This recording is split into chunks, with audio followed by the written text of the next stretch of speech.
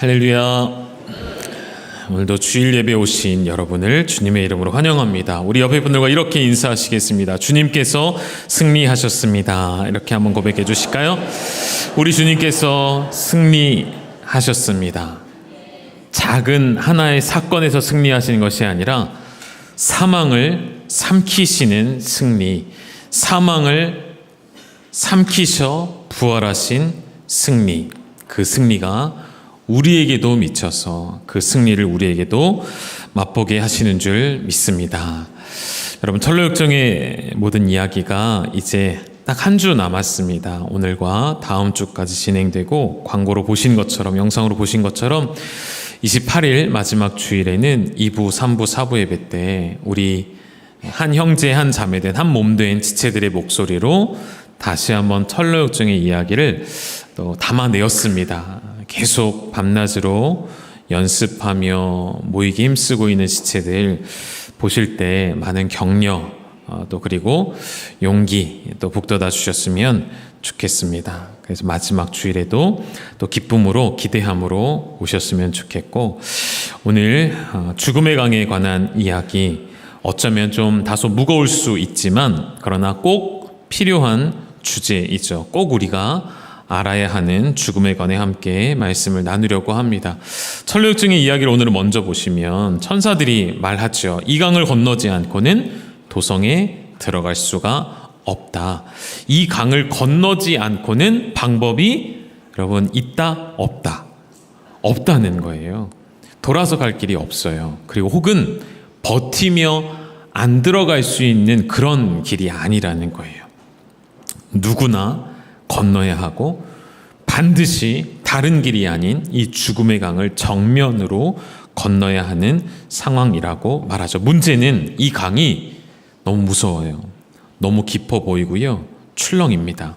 이 강에 들어가는 순간 물에 잠기어 죽을 것만 같은 두려움. 그래서 그 강의 이름이 죽음의 강이라 붙여졌겠죠. 크리스찬이 옆에 있는 소망이란 형제에게 고백합니다. 형제님, 이 강이 너무 깊어서 나는 건널 수 없을 것 같습니다. 여기까지 잘 왔거든요. 여기까지 믿음으로 잘 걸어왔거든요. 또 마지막 순간에 흔들립니다. 이 강이 너무 깊어 보여 건널 수 없을 것만 같아요. 소망이 말하죠. 형제님, 용기를 내세요. 주님이 약속하셨잖아요. 내가 세상 끝날까지 너희와 항상 함께 하리라 하신 말씀을 기억하세요. 그 말씀을 기억하고 그 말씀을 붙잡으면 이 강은 점점 얕아질 거예요 라고 용기를 줍니다. 그러나 현실은 달랐던 것 같아요. 그 강에 발을 딛자마자 크리스찬은 두려움에 깊이 빠지죠. 그리고 물속에 잠기며 외칩니다. 하나님이 나를 버리셨다. 하나님이 나를 버리신 것만 같다. 여러분, 우리가 끝없는 절망에 빠질 때 나도 모르게 내 영혼이 외치는 소리 아닙니까? 하나님이 모든 상황 속에서 나를 버리신 것은 아닌가? 그때 하나님이 붙여주신 동역자, 소망이 다시 그의 손을 붙잡아 끌어내며 또 한 번 힘을 주어 말하죠. 형제님, 반드시 기억해야 합니다. 우리 주님 예수 그리스도께서 이 강을 우리보다 먼저 건너셨고 이 강의 가장 깊은 곳에서도 우리를 붙들어 주실 것입니다. 이야기를 짧게 제가 줄여놨지만 사실은 뭐 페이지를 수로도 많은 페이지는 아닙니다. 실제 철로역정을 보시면요. 그러나 그 내용을 쭉 천천히 읽어보셨다면 우리가 느끼는 감정은 아마도 답답함이었을 수 있습니다. 마치 베드로처럼 자꾸만 믿음이 없어 물속에 빠져가는 크리스찬이 그 일을 반복해요. 물에 빠졌다 올라왔다, 빠졌다 올라왔다. 올라올 때마다 그가 믿음 없는 고백들을 반복하며 심지어는 정신을 잃어버리는 상황까지도 오게 되니까요. 옆에 함께 하였던 소망이라는 형제가 없었더라면 어쩌면 죽음의 강을 건너지 못했을 수 있습니다. 여기서 우리가 하나 확인해야 합니다. 크리스찬 옆에 왜 하나님께서 소망이라는 형제를 붙여주셨을까요? 크리스찬이라는 이름과 소망이라는 이름은 항상 같이 가야 하는 거예요. 죽음의 강에서 가장 중요한 것은 오늘 말씀의 결론이 될 수도 있겠지만 바로 소망입니다. 천국을 소망하는 믿음을 갖는 것, 눈을 들어 주님을 바라보는 것, 그 자체가 소망을 우리의 행동으로 옮기는 행위가 되는 것이죠. 그래서 소망이 결국 눈을 들어 주님을 바라보며 평안을 찾고 강물은 점점 얕아지고 발이 닿고 땅을 디디며 강을 건너게 되어지죠. 그리고 성 안에서는 나팔 소리가 울려 퍼지며 이런 소리가 들립니다. 이 사람들은 주님의 명령을 지켰고 끝까지 신앙을 지킨 자들이다. 평안히 들어오라 하며 활짝 그 문이 열려지는 것을 보게 되었습니다. 여러분, 우리는 죽음의 강이라는 곳을 우리 모두가 언젠가 반드시 건너야 합니다. 건너야 할 강이라는 이름에서 힌트를 한 가지 더 얻었다면, 건넜다라는 것은 건너서 끝나는 것이 아니라 건넌 이후에 본격적인 삶이 시작된다는 것을 여러분 기억하셔야 합니다. 이 땅에서의 모든 인생은, 죽음의 강을 건너기 전까지의 모든 인생은 짧죠. 순식간에 지나가는 인생입니다. 그러나 죽음의 강을 건너 하나님 나라에 다다르는 순간, 그때는 우리의 영원한 삶이 시작되는 줄로 믿습니다. 여러분, 이 사실을 믿으시지요? 우리가 이 사실을 믿기에 오늘 이 자리에 앉아 있는 것이죠. 그래서 성경은 반복적으로 성도의 죽음을 끝이라 말하지 않고요, 혹은 두려움이라 말하지 않고요, 우리의 죽음을 오히려 가장 귀한 것으로 여기는 성경의 말씀들을 우리는 많이 찾아볼 수가 있습니다. 그래서 오늘 우리가 확인할 것이, 먼저는 신학적으로 죽음이라는 것이 세 가지 영역으로 나뉘어지고 그 세 가지의 죽음의 의미가 무엇인지 확인하고, 그 다음에는 성경 여러 구절들을 찾아서 그 구절 속에서 하나님이 말씀하시는, 하나님의 관점에서 보셔야 할 죽음이 무엇인지 알고 우리도 하나님의 관점으로 죽음을 바라볼 수 있기를 원합니다. 먼저 죽음의 신학적 의미 세 가지를 좀 찾아볼까요? 여러분, 성경 공부하셨다면, 신앙장반이든 제자반이든 들어와 공부하셨다면 이 세 가지는 많이 들어보셨을 거예요. 인간에게는 세 가지의 죽음이 있는데, 첫 번째는 영적인 죽음입니다. 이 영적 죽음은 관계의 단절을 의미하는데, 누구와의 단절일까요? 우리를 창조하신 하나님과의 단절, 영적인 호흡, 영적인 교통이 끊어진 상태를 의미하죠. 언제부터 관계가 단절되었을까요?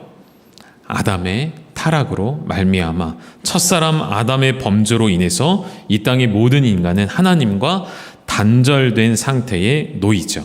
그 모습을 에베소 2장에서는 우리를 향하여 이렇게 지칭합니다. 허물과 죄로 죽었던 너희, 허물과 죄로 완전히 죽은 너희라고 단정지어 설명합니다.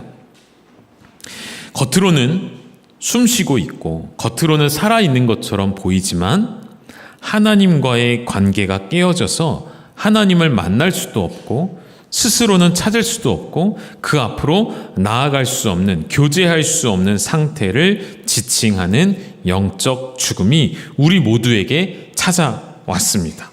그것이 영적 죽음이고요. 두 번째 죽음은 육체의 죽음을 의미합니다. 육체의 죽음은 말 그대로 이 육신이, 이 껍데기가 이제는 병들어 혹은 나이 들어 혹은 어떠한 일로 인하여서 내 영혼과 육체가 분리되어지는 시간 혹은 사건을 의미하는 죽음이죠. 이 죽음을 성경에서는 히브리서 9장에서 모든 사람에게 한 번은 반드시 찾아오는 죽음이라고 설명하기도 합니다. 아담의 타락 이후에 모든 인간이 받아들여야 하는 모두에게 동일한 보편적인 운명이라고도 할 수가 있겠죠. 모든 사람이 피할 수 없는 죽음이지만 동시에 성도는 이 육체적 죽음을 심판의 과정이라 생각하지 아니하고 오히려 하나님 나라에 들어가는 과정이라고 여기는 것이 옳습니다. 다음으로 좀 넘어가 볼게요. 세 번째는 영원한 죽음입니다. 곧 둘째 사망이라고도 하고 최후의 심판이라고도 할 수가 있는데요. 요한계시록 20장 말씀을 좀 볼까요? 13절 14절 같이 읽어주시죠. 시작. 바다가 그 가운데서 죽은 자들을 내주고 또 사망과 음부도 그 가운데서 죽은 자들을 내주매 각 사람이 자기의 행위대로 심판을 받고 사망과 음부도 불못에 던져지니 이것은 둘째 사망 곧 불못이라. 아멘. 그리스도를 믿지 않고 끝까지 돌이키지 않는, 끝까지 회개하지 않는 자에게 찾아오는 마지막 심판이자 이 분리는 영원한 분리를 의미해요. 하나님과의 이 단시간 혹은 일시적인 단절이 아니라 영원한 단절, 다시는 기회가 없는 죽음이라는 것이죠. 다시는 회복할 기회가 주어지지 않는 영원한 죽음. 그리고 육체적 죽음은 한 번으로 끝나는 일이지만 이 영원한 죽음은 끝이 나지 않는, 끝나지 않는 영원한 형벌을 의미합니다. 그럼 여러분, 이 세 가지의 죽음에 대하여서 우리는 어떠한 스탠스를 취하는 것, 어떠한 관점을 갖고 어떻게 생각해야 하는가 좀 정리를 해드리면, 첫 번째 영적 죽음은 하나님과 단절된 상태라고 말씀드렸죠. 지금 우리는 어떻습니까? 우리는 그렇잖아요. 우리는 영적으로 지금 죽은 존재가 아니죠. 왜요? 예수님을 믿음으로 말미암아 하나님께서 우리에게 믿음을 주셔서 그 믿음으로 말미암아 예수 그리스도를 알게 되어지고 그분을 나의 구주로 인정하는 모든 자들에게 거듭남의 은혜를 허락하여 주셔서 이 거듭남으로 말미암아 영적 죽음의 모든 문제를 우리는 이미 해결받은 상태라는 것이죠. 여러분 동의가 되십니까? 아멘이신가요? 우리는 이 영적 죽음의 권세로부터 해방되어진 상태예요. 어떻게요? 예수 그리스도의 십자가의 죽음과 부활로 말미암아 그것을 믿는 모든 자들에게는 이 하나님과의 단절된 상태가 이제는 해제되고 하나님과 교통할 수 있고, 지금 오늘 이 자리가 그렇죠. 하나님을 예배하며 하나님을 경배하며 하나님과의 영적인 교통을 나누고 있는 지금 이 시간이죠.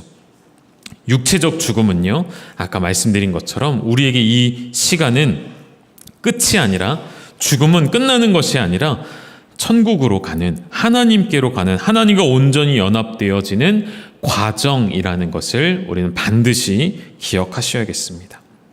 세 번째 영원한 죽음은 우리에게 어떤 의미입니까? 더 이상 두려움의 최후의 심판이 아니라 성도에게는 이 최후의 심판이 있지 아니하고 그 심판 앞에 우리는 지나가게 되어지고 면제받게 되어지고 영원한 생명에 들어가게 되어지기에, 여러분 우리에겐 영적 죽음, 육체적 죽음, 영원한 죽음을 하나님께서 이미 다 해결해 놓으신 문제라는 것을 여러분 잊지 마시고 우리가 죽음 앞에 서게 되는 날 꼭 기억하시기를 주님의 이름으로 축원합니다.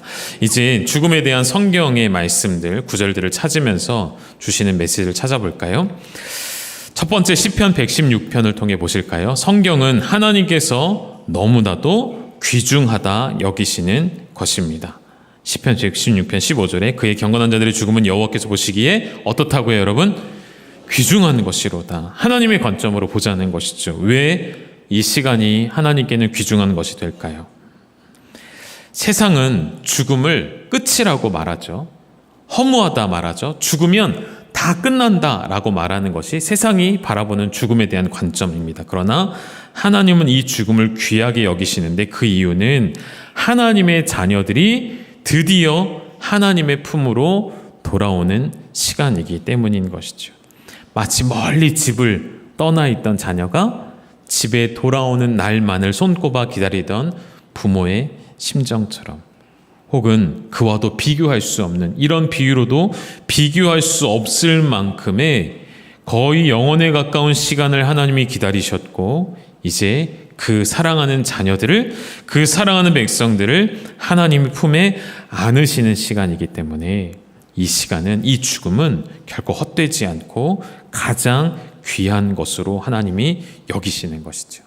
여러분, 그래서 우리의 사랑하는 믿음의 동역자들이 죽음에 다다르게 되어질 때에 그 죽음을 우리가 단순히 끝 혹은 헤어짐이라고 여기는 것이 아니라 이 시간이 하나님께서 그 영혼에게, 그리고 동시에 남겨진 여전히 이 땅을 살아가야 되는 우리에게도 가장 귀한 날임을 고백하게 되시기를 주님의 이름으로 축복합니다. 두 번째, 성도의 죽음은 출생보다 더 나은 죽음이라는 것이죠. 전도서 7장 1절에 보면 좋은 이름이 좋은 기름보다 낫고, 그 다음 이렇게 되어 있습니다. 죽는 날이 출생하는 날보다 낫다라고 되어 있습니다. 같은 맥락이겠죠. 성도의 죽음을 귀하게 여기시는 하나님께서 전도서 기자를 통해 이렇게 설명해 주셨어요. 여러분, 우리의 죽음을 허무주의처럼 여기는 것이 아니라 믿음으로 달려온 인생의 결산의 시간들이 하나님 앞에 얼마나 영광스러운지를 생각하셔야 합니다.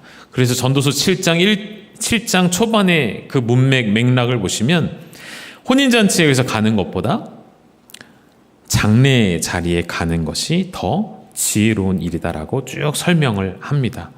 왜 그렇다는 것이죠? 여러분, 출산이라는 것은 이제 이 땅에서의 인생을 시작하는 시간이지만, 죽음, 장례라는 시간은 어떻죠?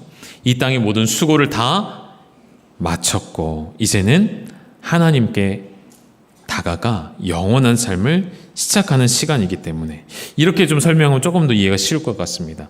여러분, 마라톤을 시작할 때 출발 소리가 울리고 많은 사람들이 환호성을 내지르며 격려를 받으며 뜁니다. 출발하죠. 많은 사람들의 응원이 있고 격려가 있습니다. 그런데 그때보다도 비교할 수 없는 더 큰 박수와 환호성과 축하를 받을 때가 있습니다. 언제일까요?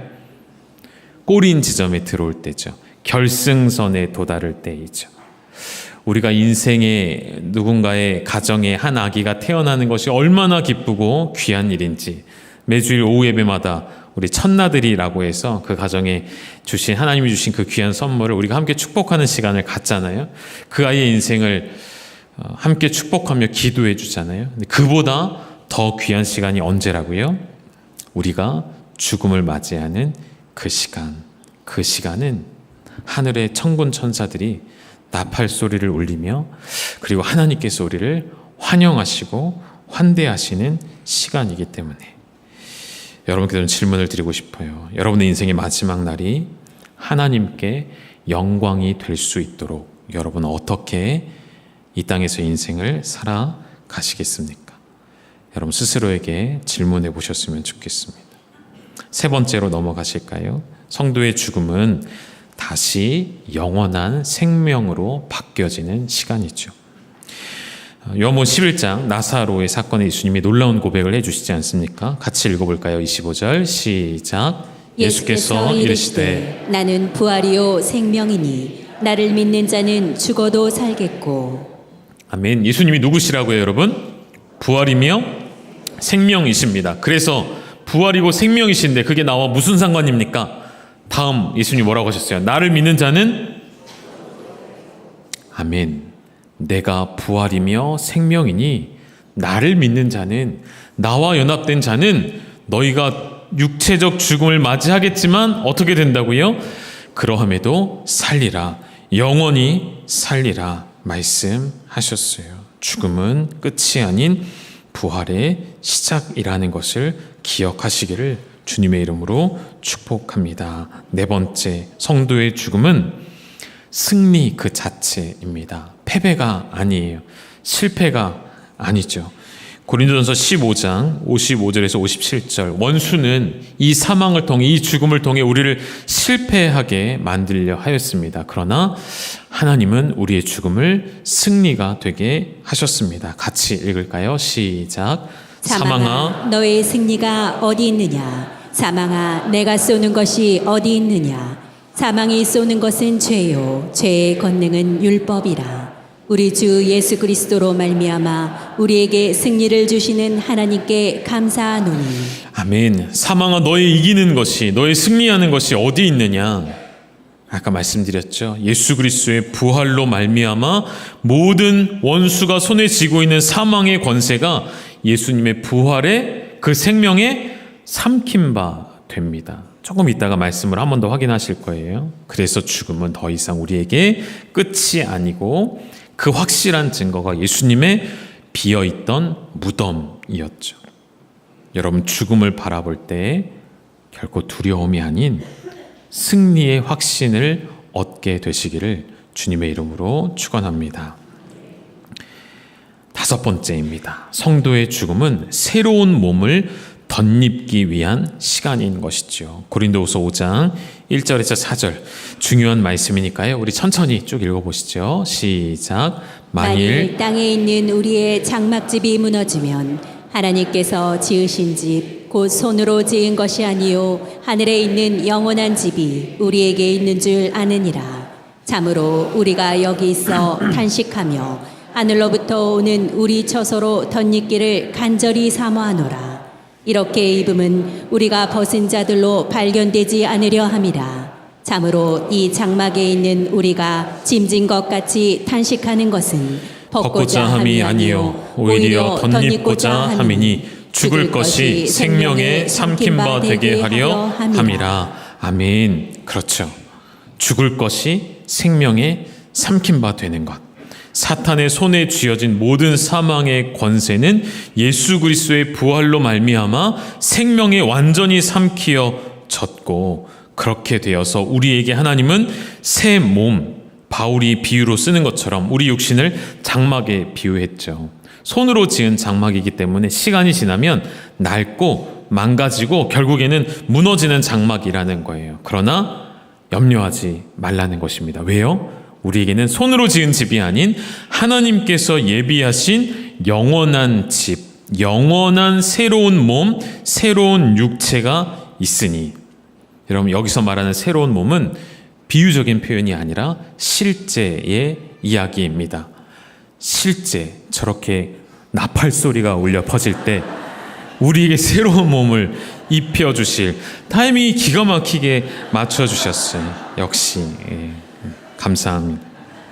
완전한 새로운 몸을 입게 되어질 그 소망, 새 몸의 소망을 바라보는 것.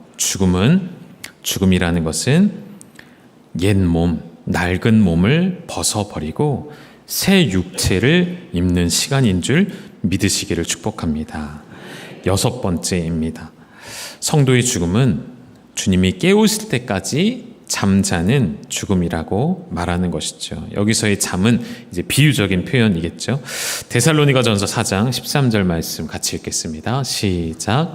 형제들아, 자는 자들에 관하여는 너희가 알지 못함을 우리가 원하지 아니하노니 이는 소망 없는 다른 이와 같이 슬퍼하지 않게 하려 함이라. 아멘. 이렇게 표현했어요. 바울이 죽은 자들을 향하여 자는 자들이다라고 표현했고, 그 자는 자들에 관하여 너희가 알아야 한다는 거예요. 왜요? 왜 알아야 합니까?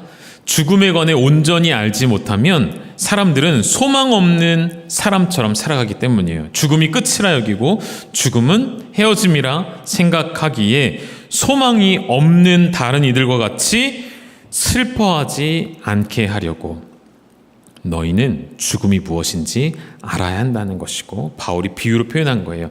잠을 자면 반드시 아침에 깨어 일어나는 것처럼 죽음은 그저 잠시 잠자는 것과 같다. 주님 오시는 그날 우리는 모두 다 새 몸으로 갈아입게 되어지며 다시 일어나게 될 것을 설명하고 있는 구절이죠.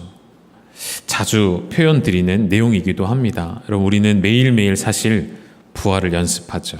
우리 지난 밤에도 연습했어요. 어떻게 해요? 어젯밤 씻고 주무셨죠. 오늘 아침 어떻게 하셨어요? 어느 순간 시간이 되니 눈이 떠졌고 깨어 일어났고 부활의 영광의 아침을 맞이하는 연습을 하신 거예요. 특별히 오늘 이 주일로 지키는 이 날, 주님이 부활하신 날이죠. 그 부활의 아침의 영광을 만끽하는 시간, 우리가 매일매일 연습하고 있는 거예요. 그러니 여러분, 두려워하지 마십시오. 반드시 다시 깨어 일어나 주님과 영원히 살게 될 것이기 때문에. 7번째입니다. 성도의 죽음은 바로 소망이 있는 죽음이죠. 베드로전서 1장 3절과 4절 이 말씀도 함께 읽겠습니다. 시작. 우리 주 예수 그리스도의 아버지 하나님을 찬송하리로다. 그의 많으신 긍휼대로 예수 그리스도를 죽은 자 가운데서 부활하게 하심으로 말미암아 우리를 거듭나게 하사 산 소망이 있게 하시며 썩지 않고 더럽지 않고 쇠하지 아니하는 유업을 있게 하시나니 곧 너희를 위하여 하늘에 간직하신 것이라. 아멘. 우리의 죽음이 왜 소망이 있습니까? 예수 그리스도 자체가 그분께서 우리의 산 소망이 되어 주셨고 썩지 않고 더럽지 않고 쇠하지 않는 유업을 있도록 장치를 마련해 두셨기 때문이에요. 다시 말하면 죽음은 산 소망과 하늘의 유업을 약속받아 그것을 바라보는 소망이라는 것이죠. 죽음은 그래서 절망이 아니라 미래로 나아가는 소망이라는 것입니다. 땅을 바라보는 것이 아니라 눈을 들어 주님을 바라보며 주님의 그 능력으로 나를 새롭게 하시는 시간. 이제 눈들어 주를 보내 고백하셨잖아요. 주 능력이 나를 새롭게 하네 고백하셨죠. 그 소망을 품는 시간이 우리의 육체적 죽음의 시간이라는 것이죠. 마지막 8번째입니다. 성도의 죽음은 그 자체가 복이고요 쉼이라 말씀하십니다. 오늘 본문으로 삼았던 계시록 14장의 말씀입니다. 같이 읽으시죠. 시작. 또 내가 들으니 하늘에서 음성이 나서 이르되 기록하라. 지금 이후로 주 안에서 죽는 자들은 복이 있도다 하시매 성령이 이르시되 그러하다. 그들이 수고를 그치고 쉬리니 이는 그들의 행한 일이 따름이라 하시더라. 아멘. 아멘. 하늘에서 음성이 나서 말씀하시기를 주 안에서 죽는 자들은 복이 있도다 라는 선언이 울려 퍼졌어요. 그랬더니 성령 하나님께서 확증해 주십니다. 뭐라고요? 그러하다. 그들이 수고를 그치고 쉬리니. 모든 수고를 그치고 쉬리니. 주 안에서 죽는 자들은 뭐라고요? 복이 있도다. 그리고 그들은 수고를 그치고 쉬리니.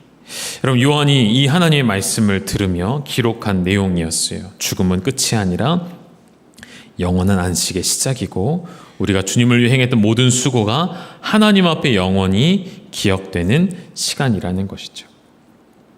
말씀을 정리하며 결론입니다. 사랑하는 여러분, 죽음의 강을 건너는 방법은 딱 한 가지였습니다. 우리보다 앞서 건너가신 예수 그리스도를 따라가는 것. 조금 더 구체적인 방법을 설명해 드릴까요? 요한복음 14장 1절에 주님이 이렇게 말씀해 주셨어요. 너희는 마음에 근심하지 말라. 하나님을 믿으니 또 나를 믿으라. 아멘. 여러분, 죽음의 강을 건너는 방법은 하나님을 믿는 것. 다시 말해 믿음의 눈을 들어 주님께 시선을 고정하는 것. 죽음의 강에 빠져 허우적거리던 크리스천이 눈을 들어 그 강 너머에 계신 하나님을 바라보고 그 강 너머에 있는 천성문을 바라보기 시작할 때에 그 강이 얕아지기 시작했다라고 기록이 되어 있었습니다. 사랑하는 여러분, 여러분의 시선은 어디를 향하고 있으실까요? 지금도 출렁이며 우리를 삼킬 것만 같은 파도, 그 거센 강물을 바라보고 있습니까? 아니면 그 강 너머에 계신 먼저 건너가셔서 우리를 기다리시며 두 팔 벌리고 계시는 주님을 바라보고 계십니까? 오늘 이 말씀을 통해 우리는 확고히 이제는 확신하셔야 합니다. 죽음이라는 것이 우리에게 더 이상 어떠한 영향력도 행사할 수 없고 우리를 지배할 수 없고 우리를 다스릴 수 없는 힘과 권세를 모두 다 잃어버린 하나님의 생명에 삼킨 바 되어진 껍데기일 뿐임을 기억하셔서 그 죽음을 넘어 하나님께로 나아가는 이 육체적 죽음을 주님을 바라보는 믿음으로 승리하시기를 주님의 이름으로 축원드립니다. 우리 같이 찬양 한 곡 부르실까요? 괴로울 때 주님의 얼굴을 보라, 평화의 주님 바라보아라. 우리 같이 가사 생각하시면서 찬양하시겠습니다.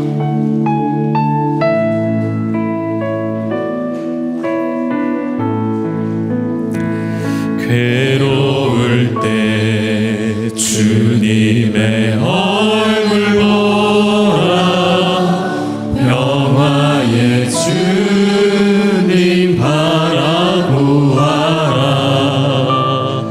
세상에서 시달린 친구들아, 위로의 주님 바라보아라. 눈을 들어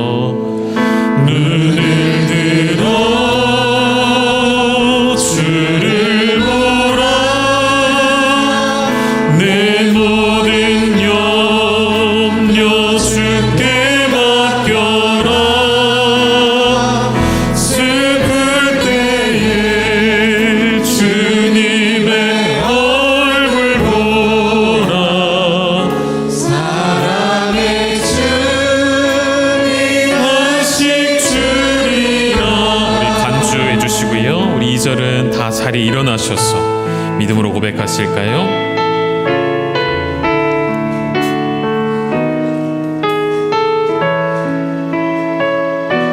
힘이 없고 연약할 때,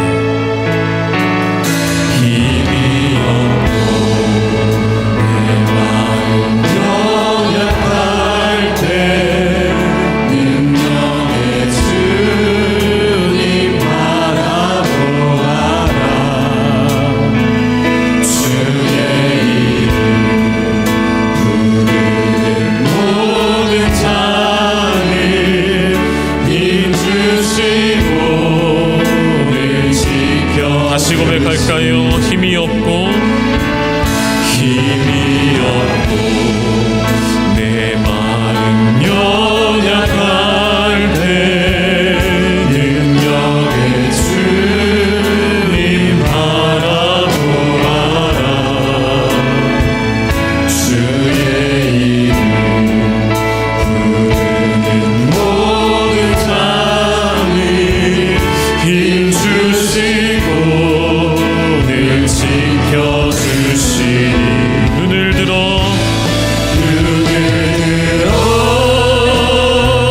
주를 보라. 내 모든 염려 주께 맡겨라. 슬플 때에 주님의 얼굴 보라. 우리 한 번 더 고백합니다. 눈을 들어 주를 보라. 눈을 들어 주를 보라. 내 모든 염려 주께 맡겨라. 슬플 때에 주님의 얼굴 보라. 사랑의 주님 한식 주리라. 우리 지금 함께 기도하기를 원합니다. 여러분, 무엇이 두려우십니까? 무엇이 염려가 되십니까? 죽음 앞에 우리는 힘이 없고 연약한 존재이지만 주님께서 그 모든 사망과 죽음의 권세를 삼키셨다 말씀하시었으니, 그 죽음을 그 무엇보다 가장 귀한 것으로 여기시는 하나님의 말씀처럼 이 땅에 태어난 날보다 더 귀한 날로 여기시는 그 죽음의 날이 우리에게 영원한 생명이 되며 영원한 승리가 되며 새로운 몸을 입게 되어지며 잠시 잠자는 시간이며, 그래서 반드시 일어날 때가 있으며 죽음 그 자체가 우리에게는 소망이며 복이며 이제는 수고를 쉬는 시간인 줄로 믿사오니 주님, 그 믿음을 내게 허락하여 주시옵소서. 믿음의 눈으로 이 죽음의 강 너머에 계신 주님을 바라보게 하여 주옵소서. 우리 이러한 마음으로 주의 이름 부르시고 통성으로 기도하시겠습니다. 주여, 주님 우리에게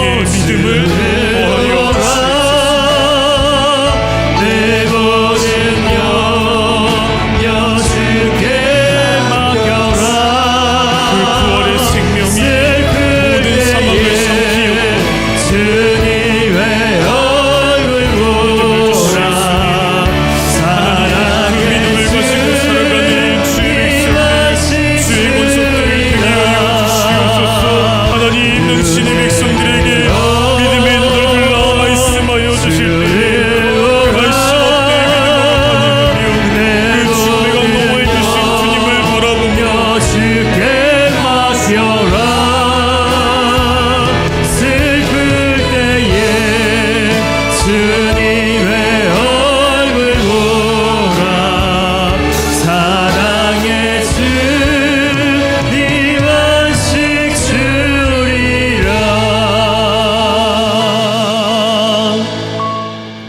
우리가 예수께서 죽으셨다가 다시 살아나심을 믿을진대 이와 같이 예수 안에서 자는 자들도 하나님이 이와 같이 데리고 오시리라. 이제도 우리 주 예수 그리스도의 은혜와 아버지 하나님의 극진하신 사랑과 성령님의 위로 함께하심 동행하며 승리케 하시는 성령님의 놀라운 역사가 오늘도 믿음 안에서 진정 세상에 어떤 두려움, 어떤 가장 큰 죽음이 있다고 할지라도 그 안에서 새 삶의 복을 알고 믿음으로 전진해 나가며 승리하고 있는 열방의 모든 가족들 위해 하나님의 놀라운 은혜와 축복이 이제로부터 영원토록 함께 있을지어다. 아멘.